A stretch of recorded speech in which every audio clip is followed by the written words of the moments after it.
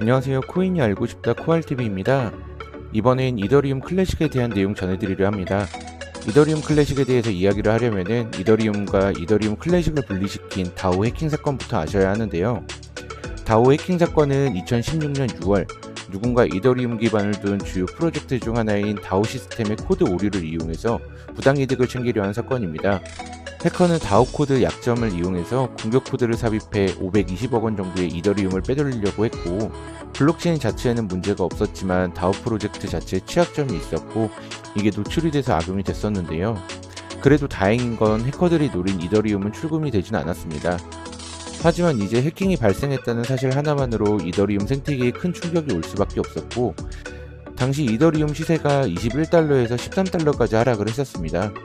이때 개발자들 사이에서 해킹당한 부분만 블록체인을 다시 쓰지 않는 하드포크 방안과 상황에 따라서 블록체인의 기록을 변경하는 것은 블록체인의 원칙에 어긋난다라면서 해킹 결과로 이루어진 거래도 인정하자라는 의견으로 나누어져 대립을 하게 되는 거죠.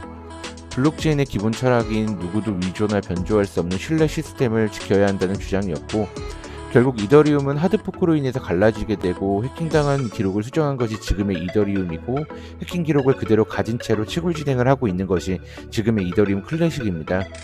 따라서 원조는 이더리움 클래식이었고 원조에서 떨어져 나온 게 이더리움이라고 보시면 됩니다. 원래는 하나의 코인이었던 이 두 가지는 다오 해킹 사건 이후 서로 독립적으로 발전하기 시작하면서 지금은 전혀 다른 형태로 진화하고 있죠. 간단하게 개념 정리 후에 이더리움 클래식 소식으로 가보면, 세계 최대의 암호화폐 자산운용사 그레이스케일의 포트폴리오를 보면 여러가지 코인이 있지만 비트코인과 이더리움을 제외하고 가장 큰 규모의 돈이 이더리움 클래식에 들어가 있습니다. 최근 들어서는 이 그레이스케일의 포트폴리오를 따라서 투자를 하는 게 그렇게 훌륭한 투자 방식은 아니다, 시대가 좀 올드한 것이다, 이런 지적도 존재했지만 암호화폐 업계의 거물이 상당한 관심을 갖고 있는 점이 개인적으로 무시할 만한 점은 아닌 것 같다는 생각을 하고 있습니다. 과거 차트를 보면 2021년 3월 정도에 13,000원 수준에서 거래가 됐었는데, 이게 5월에 접어들면서 시세가 엄청난 폭등을 보여줬고 순간 20만원까지 급등을 했었습니다. 1400%의 폭등을 보여줬었는데요. 2021년 7월에 가스비를 절감하는 것을 핵심으로 하는 매그니터 하드포크를 앞둔 상황이어서 업그레이드 이슈와 시장의 호조세가 맞물렸고 시세 폭등이 이루어졌다고 생각됐습니다. 사실 이더리움 클래식의 진짜 저력은 이런 단기적인 업그레이드 호재에 있는 것이 아니라 2018년 6월에 발행된 그레이스케일의 이더리움 클래식 리포트를 통해서 진짜 저력이 어떤 것인지 확인할 수가 있는데, 키워드는 바로 사물인터넷 IoT입니다. 사물인터넷은 모든 사물들이 인터넷으로 연결되는 것을 의미하는데 이미 실현 과정에 와 있는 상태이고요. 이제는 확장성에 초점이 맞춰져 있습니다. 예를 들어서 냉장고에 식재료가 떨어지면 자동으로 주문을 넣어주거나 날씨에 따라서 그날 입을 옷을 추천해주는 것 등등 여기에 해당을 하는 건데, 모든 사물을 연결시켜서 일상도 도시도 회사도 모두 스마트하게 만드는 것을 목표로 하고 있습니다. 4차 산업혁명의 핵심 키워드 가운데 하나로 꼽히고 있죠. 우리가 의미가 있는 건 무한한 확장성과 가능성을 품고 있는 IoT를 블록체인 관점에서 실행할 수 있는 존재로 그레이스케일이 지목한 게 바로 이더리움 클래식이라는 겁니다. 그레이스케일은 2025년 예상되는 IoT 경제적인 효과가 3.9조 달러에서 11.1조 달러에 달할 것이라고 예측을 하고 있습니다.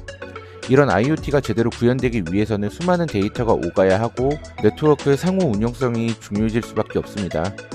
데이터 보안과 네트워크 상호 운용성 이슈를 이더리움 클래식이 해결해 줄 수 있을 것으로 그레이스케일이 기대감을 밝혔던 거죠.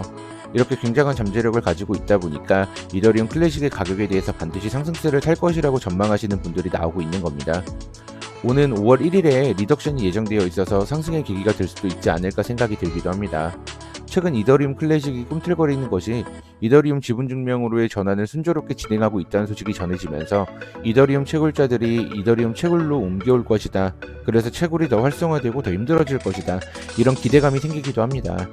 여기에 5월 1일 기준으로 블록당 3.2개에서 2.56개로 감소한다는 것이 리덕션이 이루어진다는 것이 더해지면서 시세에 영향을 주는 것으로 바라볼 수가 있겠습니다.